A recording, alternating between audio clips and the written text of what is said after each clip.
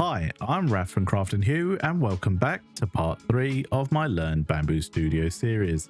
In part 2 we covered move, rotate and scale. Today we're going to be taking on the most important topic, supports and bridging. I'll be using my P1S with a profile of 0.16 optimal preset, so what you see should match what most of you can achieve at home. I will be exploring when supports are needed, how to fine tune them, how to test your printer's bridging and overhang limits to save filament and time. Supports act like scaffolds, temporary structures that hold up parts of your print which would otherwise be in midair.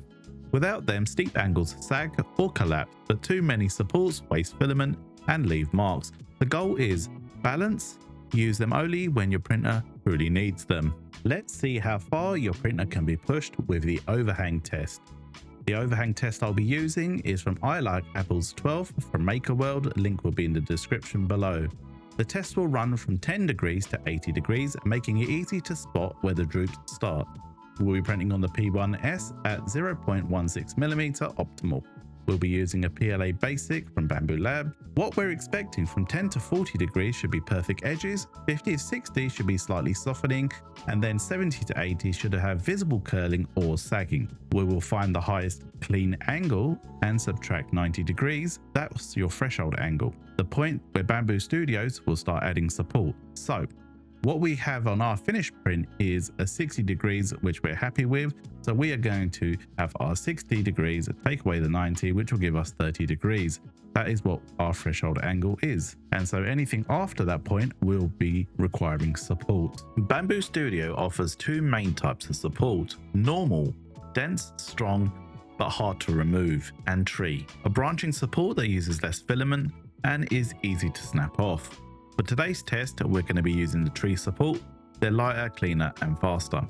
You can also tick the on build plate only option to keep supports off model surfaces. Now let's look at bridging, where the printer stretches filament across open spaces without support. I've redesigned the test to run from 5mm up to 110 in steady increments so we can see exactly where the print starts to struggle.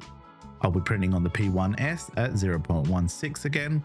What we're expecting to see is between 5 to 40 clean tight lines, 50 to 70 should be slight slag or texturing, 80 to 90 should be visible droop or stringing, and then from 100 to 110 should be the practical limit of the machine. If sagging does appear early, try slowing the speed down or increasing cooling. Filament can also have an effect, so that is something that also needs to be taken into account. Once you've found the longest clean bridge, set that as your maximum bridge length in Bambu Studio so the supports are only generated when there's actually needed. Next, we'll tune the top Z distance, the tiny gap between the support and your model underside. I printed 5 cubes with different distances, which cover 0.20mm, that will be the tightest and the hard to remove, 0.25, which is slightly better, 0.255, which will be minimal differences, and then you've got 0.275, usually the sweet spot, and 0.30, which is normally too loose and weak.